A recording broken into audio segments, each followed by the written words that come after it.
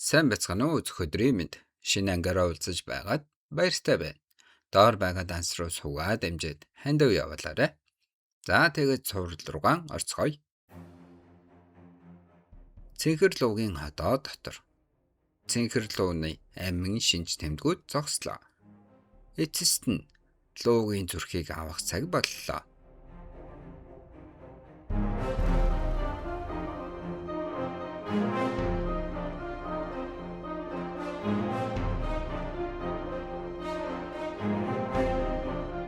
Мөнгөн төлхөр. За боллоо. Би луугийн биеийг мөнгөн төлхөрт хийчихлээ. Одоо тэр луугийн зүрх рүү ойртож чадахгүй. Миний өмнөх амьдралд болсон гамшиг. Хар сар луугийн зүрхийг буруу аргаар шингээх гэж оролцсноос болж тэр зүрхний хүчинд идэгдсэн. Ямар ч бэлтгэлгүйгээр луугийн зүрхийг шингээж чаддаг цорын ганц оршихуй бол луунуудтай ижил түвшний амьтад эсвэл дээд зэрэглэлийн чөтгөрүүд байдаг.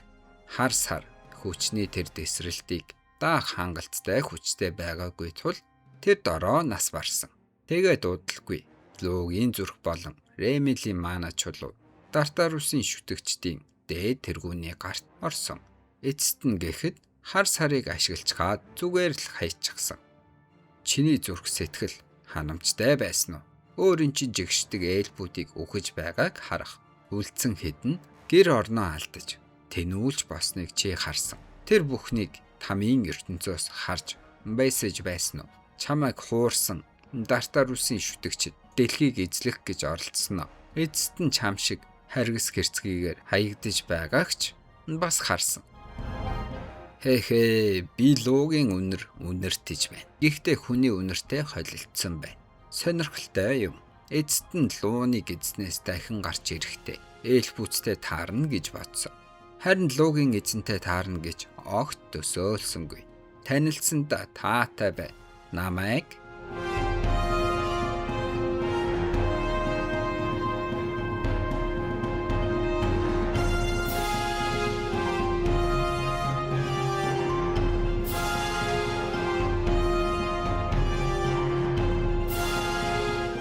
байхгүй байна. Зүгтчих уу? Намайг булан шагцглаа гэж бодсон уу? Гэхдээ чи өөрийнхөө сул талыг л надад илчиллээ. Хизээч таарч байгаагүй дайсантайгаа. Эхлээд хүчийг нь мэдэж авалгүйгээр довтлох аюултай. Тэгэхгүй бол өөрөө довтлохонд өртөж мэднэ. Чи над руу ингэтлээ яран дайрч байна. Яагад гэвэл чиний луугийн хүч хугацааны хязгаартай. Тийм үү? Магадгүй дээд тал нь ганц 2 минут л үлдсэн байх. Их ажигч юм. Тэрний зөв. Надад луугийн хувиралтад 48 секунд үлдсэн. Түүн дээр нь зэрлэг луугийн хэлбэрийн гаж нөлөөгөөр хувиралт дуусмагц би хэсэгтээ ухаан алдах болно. Үүнээс гадна асар их хүч хэрэгснээс болж би махбодоо туйлын хязгаарт нь тулгасан. Өөрөөр хэлбэл надад цагч хүчиж хангалтгүй байна. Юу ч болсон хамаагүй. Үүнийг хийхэд хүргэх хэрэгтэй. Нэг санал байна. Хэрвээ чи надад луугийн зүрхийг өгвөл би чамайг өршөөе. Миний хүсэл бол ээлбүүдээс өшөөгөө авах. Чам шиг хүнтэй бол ямар ч ус хонзон байхгүй. Хэлний шивчлэг тэндээ зогс. Чи новш чинь хөлмөн хөдлөхгүй байна. Дахиад л ирж байна. Хаалт. Би чамтай ярьж байна. Битгий яриаг минь таслаад дайраад бай. Бүх зүйл дээр нэмээд хэлний шид ашигласнаас болж ухаан алдах гэж байна. Би минь туйлдаа хүрчихлээ. Гэхдээ надад үүний ганц удаа савчих хүчил хэрэгтэй. Би үүнийг зөвшөөрөхгүй.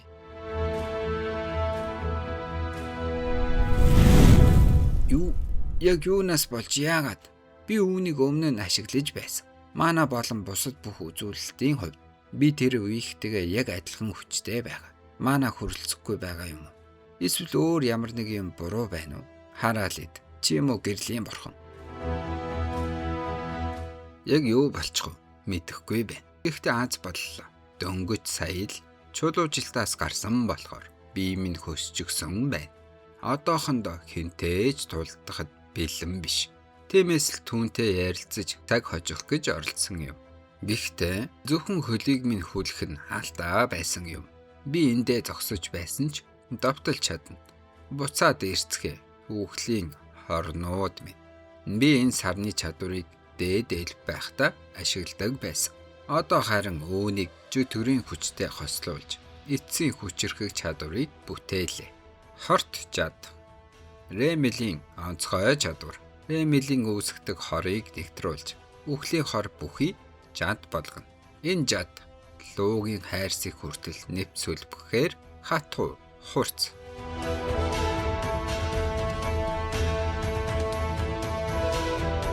Хаха, ямар гайхалтай орилон бэ.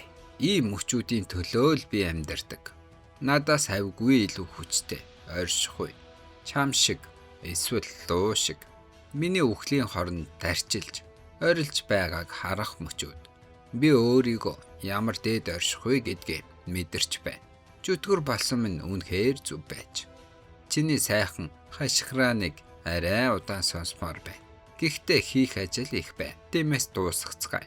Хурдан дуусганаа. Баяртай. Юу вэ?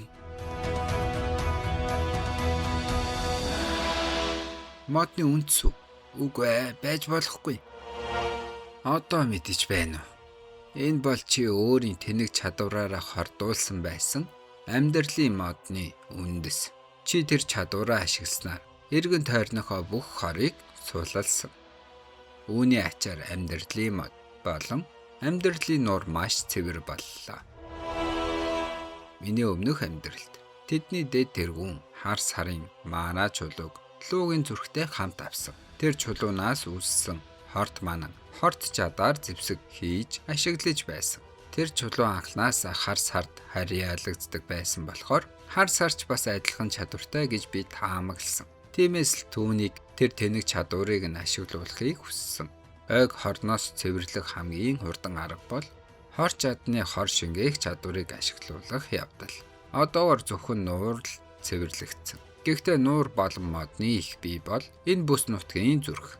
Тиймээс тэднээс хор арилсан л бол шинэ хор цацагдахгүй нөхцөлд аяндаа сэргэнэ. Миний анхны төлөвлөгөө бол ингэсний дараа түүнийг гэрлийн сэлмээр нэг цохилтоор дуусгах байсан. Гэхдээ мод надад ингэж туслана гэж огт бодоогүй. Баярлалаа амьдралын мод. Би хорыг хатагшлуулж навш. Зүрх минь хоёр цоологдчихсон болохоор хангалттай маанаас хүлөөлж чадахгүй байна. Амьдралын мод хортгоосоо өмнө үндсээрээ бүх ой даяар ээлбүүдийг хамгаалж байсан. Чамайг өөрийг чинь хамгаалж байсныг нь ойлгоогүй болохоор энэ мод хичнээн хүчтэйг мэдрээгүй биз. Талархалгүй тэнэг минь. Амьдрал чиний талд хизээж иргэдэггүй юм шиг байна. Тийм үү? Яагаад гэдгийг нь ч ойлгохгүй байх. Зүгээр л үх. Чамд энэ нь амар. Хараал минь. Ремелийн маана чулуу. Ремелийн зогцос. За ингэснээр хорны хүчтэй мөн олон төрлийн хороо хийх зогцостой боллоо.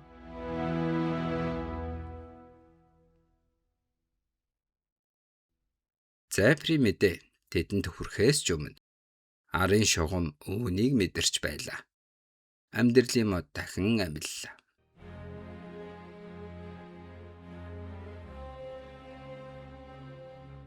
Үндсэн бааз урд чугмаас ярьж байна.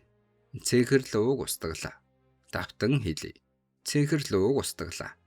Луугийн зүрхч мөн надад байна. Үлдсэн мангасуудыг миний өмнөөс дуусгаарай. Холбоог дасаллаа. Уухай, үнэхээр луугаалсан юм уу? Бурхан минь, бид яллаа. Зайпер мандтугай. Сонсож байна уу Зайпер? Хүмүүсийн уухайг сонсож байна уу? Зайпер?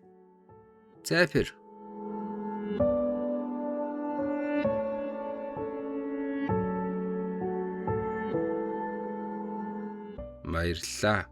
Бяцхан луу минь. Чи надад тусалсан болохоор би ч бас чамд туслана.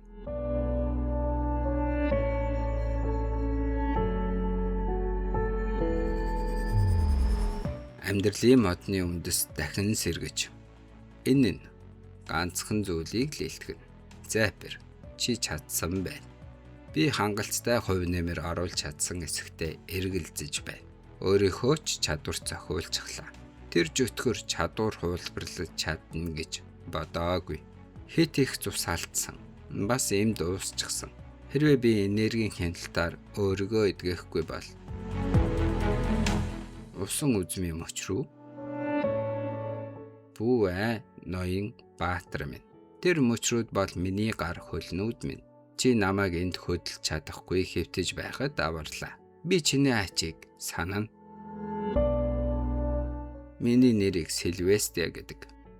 Би ээлбүүдийн хатан. Би цусны үнэр авч байна.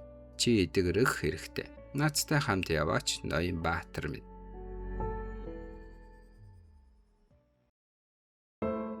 Запир гоё нэр байна. Одоо сонс. Чиний эцэг маш хол явсан.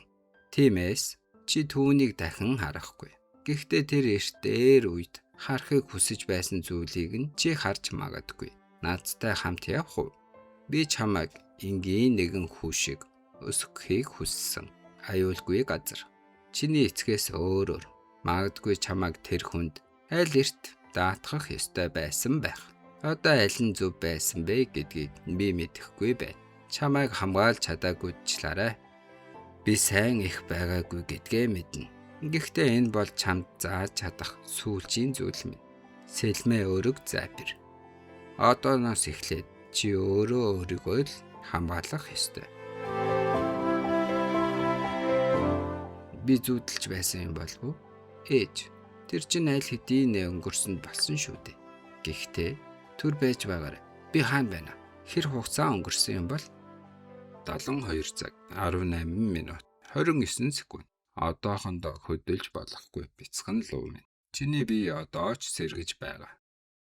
Чи миний бие дотор байна. Би бол Игдрасал амьдралын мод. Оюун ухаанд оршихуйтай харилцахын тулд би энэ дүрийг бий болгосон юм.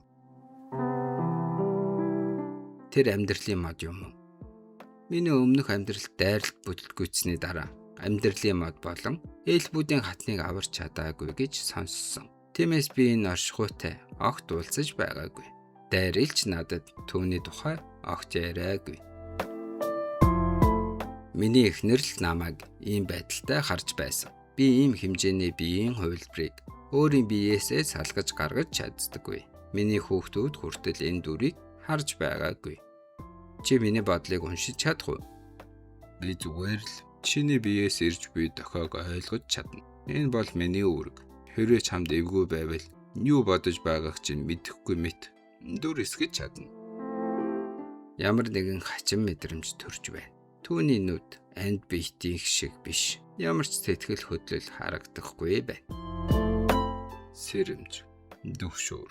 Тийм зүйл хэрэггүй. Би чамд хор хүргэх бодол огт байхгүй. Харин ч эсэргээр чамд талархахыг хүсэж байна. Энэ Джеймс бол эмчлэх нөлөөтэй.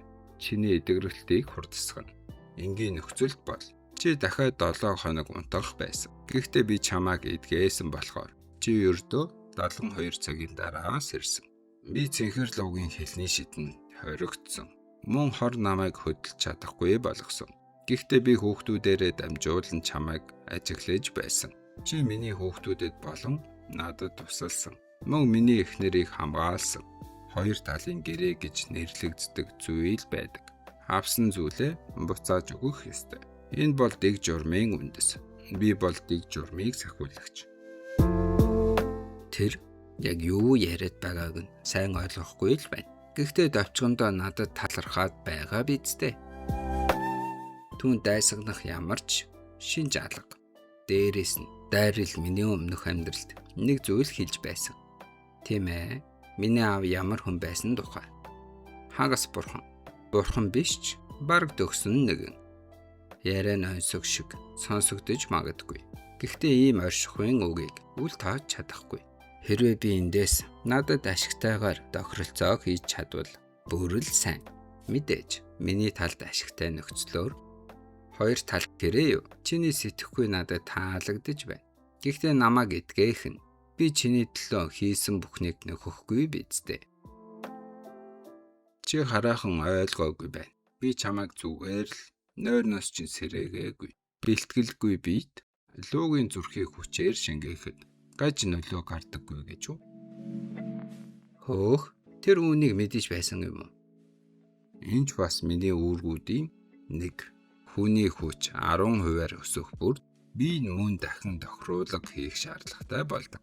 Гэтэл чи тэр чөтгөрийг ясны дараа чиний зүрхний хүч гинэт 23% болж өссөн. Чиний бие ноцтой аюулд орсон. Тиймээс би 72 цагийн турш чиний бүх биеийг дахин бүтээж цэнхэр луугийн зүрхийг хүлээн авахд хангалттай болгосон. Одоо бид тэнцлээ. Тиймээс шин тохиролцоо хийцгээе. Бяцхан луу минь. Би цэнхэр луугийн зүрхийг чиний дотор суулгана. Харин хариуд нь надад нэг зүйл дуслаач гэж гуй. 9990 жил 8 сар 27 өдөр 12 цаг 11 минут 49 секундын өмнө би анх нэг үрнээс соёолж гарч ирсэн. Тэр өдөр би нэгэн дуу хоолойг сонссон. Бэлэн бай. Удалгүй энэ юу гэсэн утгатайг ойлгож. Энэ бол миний даалгавар гэдгийг ухаарсан. Амлагдсан өдөрт бэлтгэх. Тийм ч учраас би төрсөн. Эхний алхам. Агарын чанарыг өөрчлөх. Мөн маанаг хаасайгүй тараах байсан. Би анхдагч муу ёроор дүүрсэн усыг татан авч цэвэршүүлсэн. Миний анх дүүсч ас холын нутгуудад үүнтэй адил зүйл хийж байгаа гэдэгт би итгэлтэй байлаа. Сүүлийн хэдэн мянган жилийн туршид энэ дэлхий бүрэн өөрчлөгдсөн. Газрын хөрс, амьд биетүүд амьдрах боломжтой боломогц. Би өөрийн мөч, гар хөл болох төрөл зүйлсийг бүтээж эхэлсэн. Бүх зүйл саадгүй өрнөсөн. Миний даалгаварч бараг дуусахад ойртсон. Одоо би ойрын ирээдүйд ирэх амлагдсан өдрийг л хүлээж байна. Гэтэл гэнэт нэг зүйл тохиолдсон. Ямар өхөөрдөм юм бэ? Ийм жижигхэн, бас дулаахан, миний инхри бяцхан үр. Баярлалаа эрхэмийг. Би одоо дэлхийн хамгийн ад жаргалтай элб. Тэр мөчөд би сэтгэлдээ нэгэн тангараг өргөсөн. Ямар ч үнээр хамаагүй. Өөрийн даалгавраас татгалцахаар шийдсэн.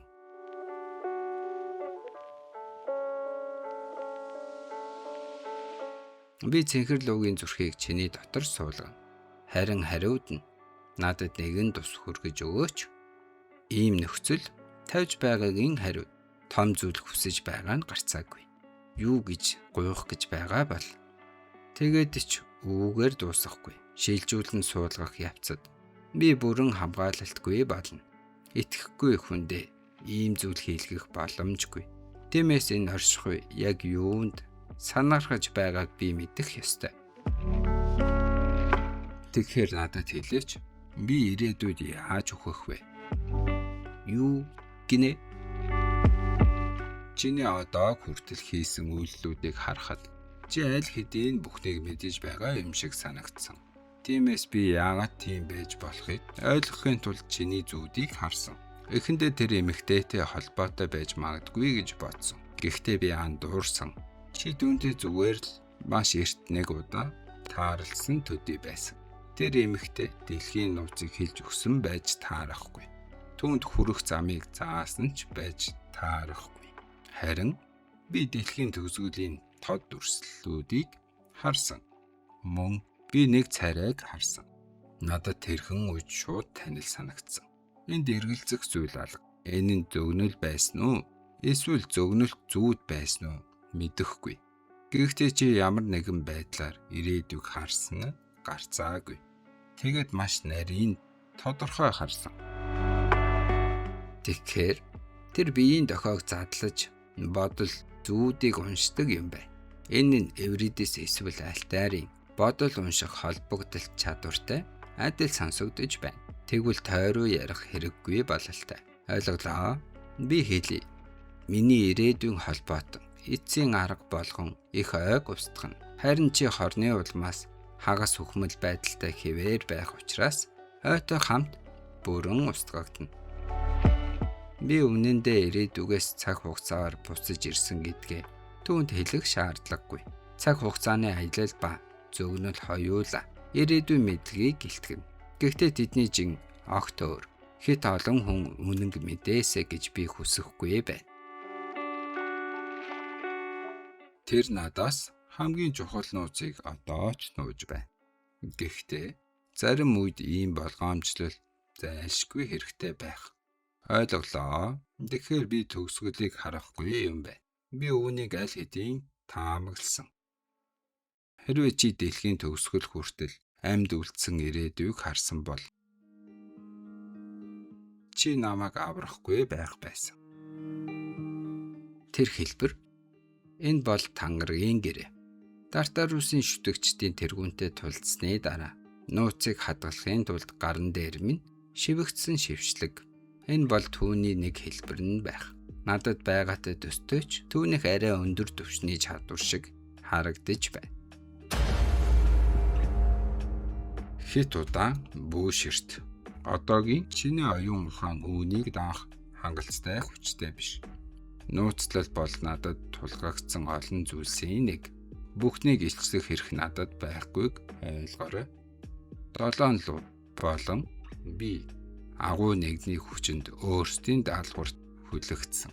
Энэ тэмдэг бидэнд байгаа цагт үхэл ирэхээс нааш даалгавраасаа зүгтэж чадахгүй. Тэд даалгаврынхаа эсрэг ямар ч хүчгүй гэдгийг би мэднэ. Тийм учраас л би цэнхэрлүүг алхаас өөр аргагүй байсан. Дэлхий мөхөх тэр өдөр амьд үлдсэн луунууд өөрсдөө хянах чадвараа алдаж даалгавар нь сүрэл болж хувирсан. Тэгээд манай ертөнцийг товтлох чөтгөрийн эзний боолууд болно. Энэ бол миний харсан ирээдүй.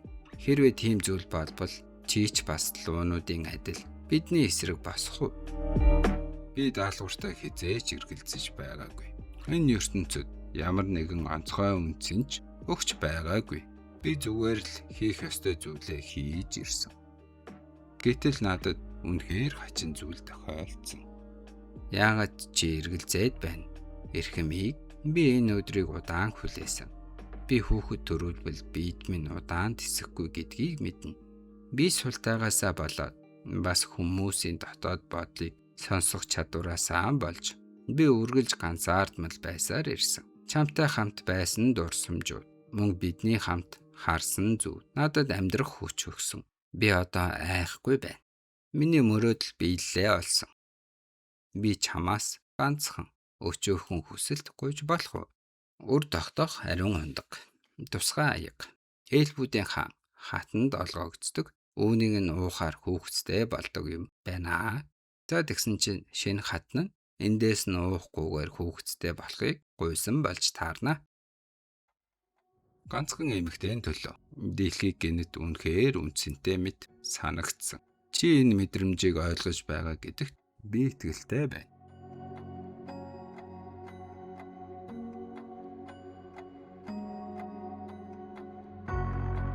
Би чамд хүч өгье. Дэлхийн төгсгөлийг зогсооход чадах бүхнээрээ туслана.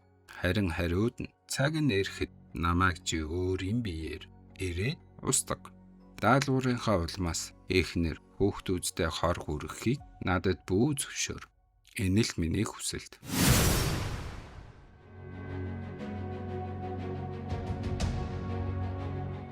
Хөөх навш чинь. Би түүнийг сонсохгүй бол луугийн зүрх эсвэл Раймелийн маана чулуугаар айлгна гэж бодож байсан. Гэтэл тэр намайг маш хэцүү байдалд оруулчихлаа. Гэхдээ бас хэрвээ амьдралын мод өөр санаа агуулж байсан бол намайг унтаж байхад биеийг минь аль хэдийн ашиглах байсан. Гэхдээ тэр тэгээгүй. Тиймээс би түүнд итгэхээс өөр аргагүй. Дээрэс нь энэ надад нэлээд ашигтайгаар эргэлээ. Чиний хайртай бүсгүй гүнж хараахан хангалттай хүчтэй болоогүй бай. Цэнхэр луугийн зүрхийг амжилттай шилжүүлэн суулгахын тулд түүнд маш урт зам үлдсэн. Хэрвээ би хийвэл чи маш их цаг хэмнэнэ. Одоо би тохиролцооны өөрийн хэсгийг биелүүлэх цаг. Энэ бол миний төсөөллийн орон зай. Би энд луугийн оюун ухааныг ялгах ёстой. Үгүй бол би мах бодийн шилжүүлэн суулгалт амжилттай болсон ч миний бие сүрнэ. Эсвэл би луугийн хяналтад орно. Миний өмнөх амьдралд энэ төсөөллийн орон зайдах тулаан 1 сар үргэлжилсэн. Энэ удаа хэр удах болтоо? За алив эхэлцгээе. Энэ чиний эцсийн хэлбэр гэж юу? Тийм ч муугүй харагдаж байна. Юу вэ? Энэ цэнхэр луу юу? Намайг хараад яагаад тэгж гайхаад байна вэ? Бид чинь хэдийн бие биентэйгээ тулцсан шүү дээ. Ойлголоо. Чи намайг энэ дүрээр танихгүй байна тийм үү? Хүрээ дэрлээ устгагч минь. Бид хангалттай тулалдсан. Хурч ирээд Арталис надад цай ягалж өг. Байзаарай. Цэнхэр луу эмэгтэй байсан юм уу? За ингээд энэ цуврал маань дуснаа. Дараагийн ангиараа юу гарах талаар үзчихээ дуусгая. Тэгэхээр see ya.